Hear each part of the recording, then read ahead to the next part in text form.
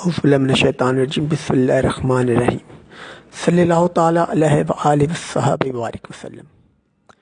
کچھ لوگ اعتراض اٹھاتے ہیں کہ کل اور 40واں یا چہلم اس کی اسلام میں اجازت نہیں ہے، اور وہ یہ کہتے ہیں کیا یہ صحابہ کرام رضوان اللہ اجمعین نے منایا؟ اگر تو انہوں نے منایا تو پھر تو جائز ہے، ورنہ ہم اسے نہیں منائیں گے، اور اسے بدعت کے زمرے میں کہتے ہیں۔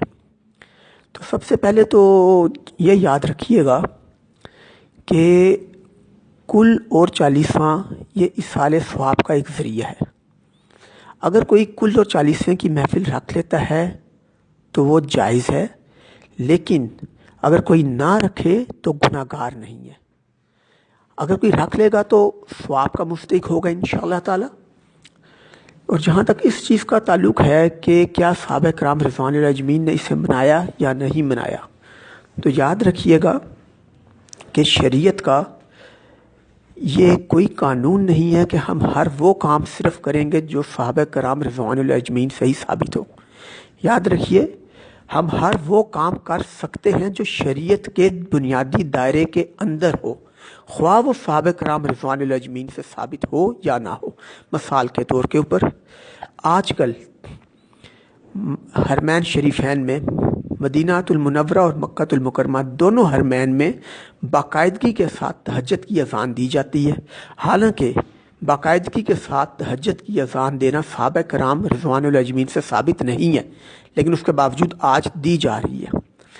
تو وہ لوگ جو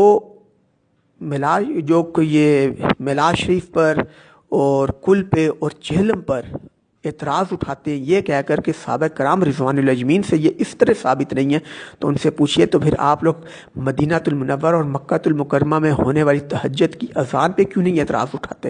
حالانکہ وہ جو اذان دی جا رہی ہے وہ بھی ثواب کی نیت سے ہی دی جا رہی ہے، کوئی گناہ کی نیت سے تو اذان نہیں دے رہا نا بھائی۔ تو پہلا نقطہ تو یہ کلیئر ہو گیا کہ جس طرح مدینہ المنورہ اور مکہ المکرمہ میں دی جانے والی روزانہ کی تہجد کی اذان جو کہ ثواب کی نیت سے دی جا رہی ہے جائز ہے۔ کیونکہ وہ شریعت کے کسی بنیادی اصول کے خلاف نہیں ہے بلکہ شریعت کے دائرے کے اندر ہے۔ اسی طرح کل 40واں میلاد شریف یہ بھی بالکل جائز ہے، کیونکہ یہ شریعت کے خلاف نہیں ہے، شریعت کے بنیادی دائرے کے اندر ہیں۔ ہاں اگر کوئی انسان کل چہلم یا میلاد شریف کے نام کے اوپر کوئی غیر شرعی کام اس میں شامل کر لے تو اس کو ضرور برا کہیں، لیکن آپ کل چہلم یا میلاد شریف کو برا مت کہیں۔ اگر کوئی انسان کل اور 40ویں کی نام پہ جو محفل کرتا ہے وہاں پہ اپنے دوستوں رشتہ داروں کو اکٹھا کرتا ہے اور وہاں پر ان کو اکٹھا کر کے صرف یہ کہتا ہے کہ بھائی ہمیں قرآن خوانی کر لیں، درود پاک پڑھ لیں، ذکر اذکار کر لیں، اور اس کے بعد دعا کر لیں کہ یا اللہ اس تمام پاک کلام کا ثواب اس مرحوم کو عطا فرما دے، تو اس میں تو کوئی ناجائز نہیں، اس میں تو کوئی غیر شرعی کام نہیں۔ ہاں اگر کوئی یہاں پہ میلاد شریف کے نام پہ، کل کے نام پہ یا چہلم کے نام پہ کوئی غیر شرعی کام کرے، مردوں عورتوں کی اکٹھی محفل کا انعقاد کرے، وہاں پہ کوئی دھوم دھڑکا ہو، کوئی اس طرح کا غیر شرعی کام ہو، تو اس کو ضرور آپ اعتراض اٹھائیے، لیکن یہ خدا را مت کہیے کہ یہ عمل جائز ہے۔ کلام پاک ہر روز پڑھنا چاہیے۔ عام طور پہ ہم لوگ کلام پاک کو استغفر اللہ کئی مہینے نہیں پڑھتے، 6 مہینے سال نہیں پڑھتے استغفر اللہ۔ یہاں تو یہ نوبت پہنچ گئی ہے کہ لوگوں جب بچیوں کی شادی کرتے ہیں تو ان کو کلام پاک کے سائے کے نیچے سے گزار کے سمجھتے ہیں شاید ہم نے کلام پاک کا حق ادا کر دیا۔ یہ بہت غلط سوچ ہے۔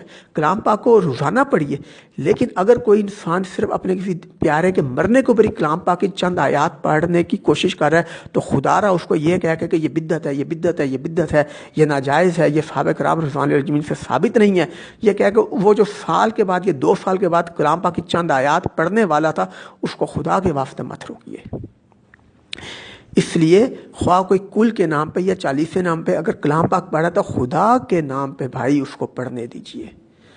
اللہ تعالی ہم سب کے گناہوں کو معاف فرمائیں اور اللہ تعالی ہم سب کو ہدایت عطا فرمائیں۔ صلی اللہ تعالی علیہ وآلہ وصحبہ وبارک وسلم۔